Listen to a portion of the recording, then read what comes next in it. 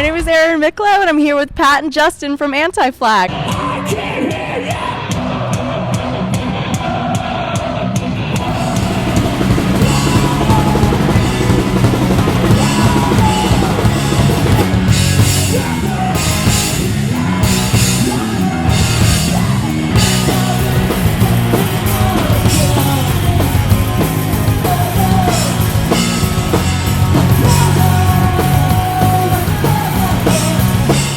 You guys have a saying on your Instagram a lot, don't fight it, feel it. Can you talk about what that means to you? It means just like you got a good vibe and it's positive, go with it. Yeah. You know, get into it. That's cool. And you know, you could expand it into sort of a greater activist kind of way of thinking as far as the idea of just, you know, we're trying to put positivity out into the world. So, you know, build it. You know, it starts with you. It starts with every individual, and then, you know, that's something that you want to spread to others. You get into the rock show, and everybody's like, "Oh, I don't know. This may be not as cool as I think it is." And then by the end of the show, everybody has come together as a community and a force that can be used for good or evil, obviously. But that experience of don't fight that feeling of coming together as a group and realizing the power that you have as a community, and accept that it's going to happen. Yeah, there's that moment, the awkward moment sometimes it shows where people are standing in the crowd and like one person wants to dance or sing or something and they're kind of looking around like, is it going to be okay to do that? And then they finally let down and go for it, and other people join in. Like that's always a really cool feeling, especially as a performer, to watch that break down and then see people just let go and actually just be who they are. You know? And I think that's what I've always loved about punk shows is that, you know, there's always this moment where you realize that like, oh, I can be myself here, you know, and I think that that's really special.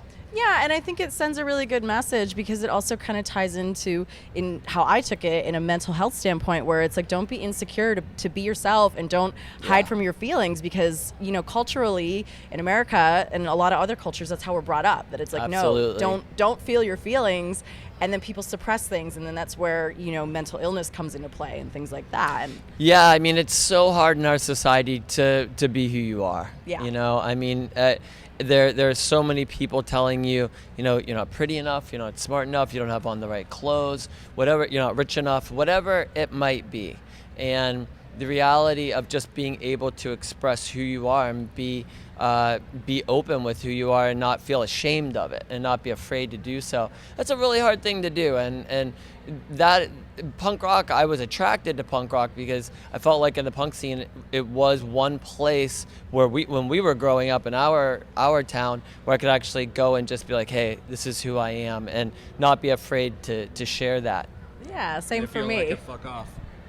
Well, yeah, and that's what made it even better, because with punk it was like, not only is this who I am, but if you don't like it, fuck you. Yeah. Which, you know, sometimes you need a little bit of that. Yeah, Yeah. definitely. I think it's cool that you guys send that Well, message. and like in the case of a guy like Mike Pence, right? I mean, Mike Pence believes in gay conversion therapy.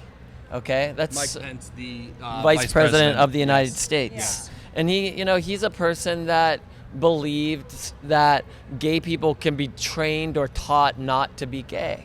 No. And that's the perfect case of, this is who I am, fuck you, Mike Pence, you know? And you know, I think a big part of the reason that we were both drawn to punk was that attitude to stand up against people like him.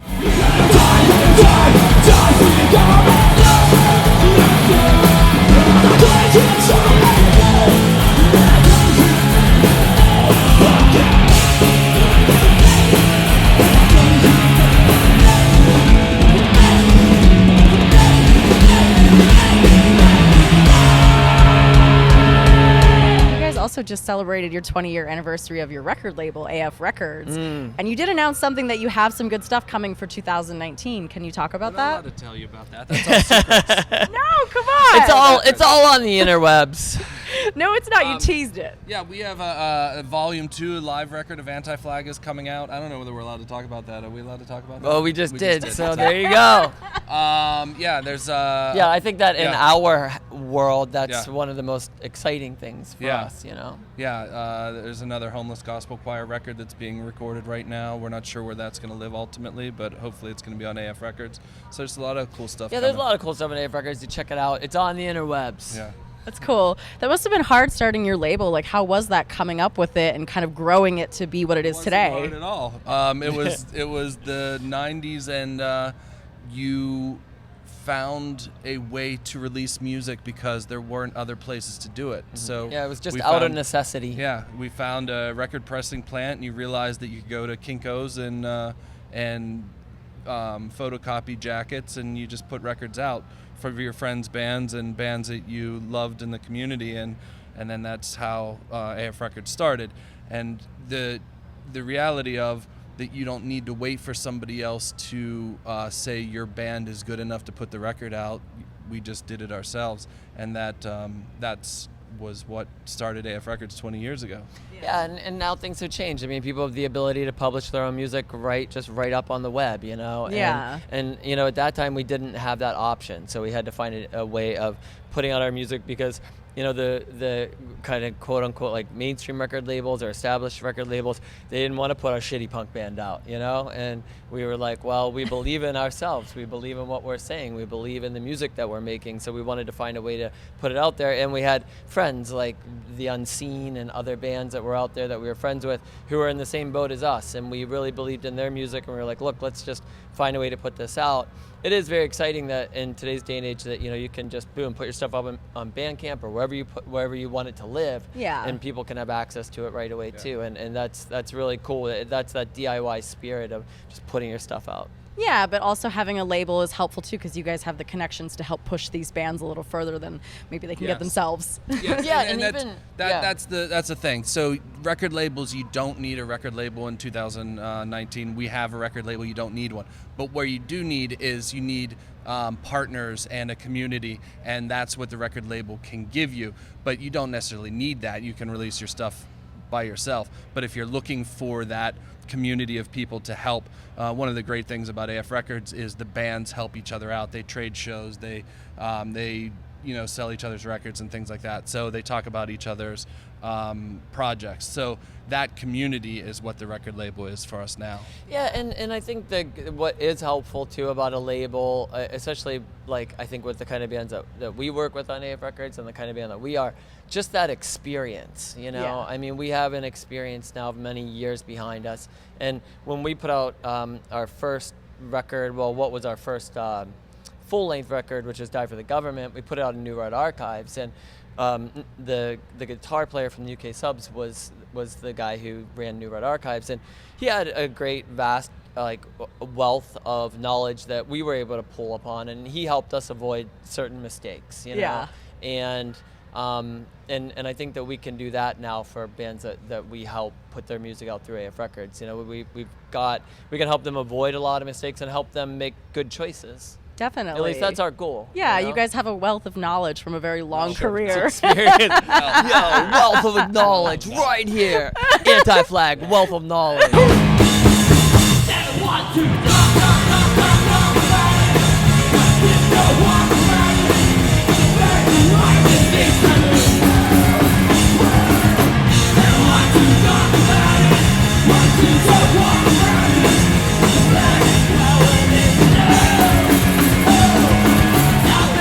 A really busy April and May coming up. You're heading off to Europe. What are some of the things you guys do to prepare for tour, and is it difficult for you to acclimate in a different culture, especially with like smoking? The smoking in Europe? The smoking in Europe isn't that bad anymore. Everybody has realized that cigarette companies are evil and that they prey on people, and well, not everybody's realized, but a lot more people have realized that, and a lot of people have stopped smoking. So Europe is not as bad for smoking as it was in the 90s when we first started touring there. But yeah, just getting ready to go on tour. To be honest with you, in our lives, being home for long periods of time is weirder than going on tour. So we almost have to prepare to be home more than we have to prepare to be on tour. Yeah, tour is so exciting. You're meeting the fans. You're doing what you love. It's just that we do it all the time. So Yeah. it is our normal existence to be on tour. But yeah, so we will be on tour in April and May in Europe, and we're gonna do some punk and Drublic shows. We're gonna do We're gonna play some shows with Do Nots. It's gonna be pretty awesome. Yeah, I mean, there is a, you know, there's like the start and stop that is always happening in our lives, you know, and even just like, you know, we came out here to play one show. We're gonna go down to LA after this. We're gonna do some recording, and you really like, your life really does start and stop a lot because of touring, you know. Yeah. And that's a really hard act to balance, and you know, to find a balance that you can make your personal life at home work along with making the band work as well. And I think, to me, in a lot of ways, that's the trickiest thing about touring. And then, like Pat said, all the practical things, just like got to get your laundry done before you got to get to that flight tomorrow. Like, you would Gotta fold it into little tiny bundles so it fits inside your suitcase. It's sad to say, but that has stressed me out on more than one occasion. Oh man. Make sure the fish have enough food and all those types of things. You're getting an in-depth, behind-the-scenes look into the lives of Anti-Flag. Well, so you mentioned you're going to LA to record, and I saw back in December you posted that you started writing. How far along are you? Are you recording the full album? Just some songs? Yeah, well, we were just listening to demos that we've recorded up to now on our way here, actually.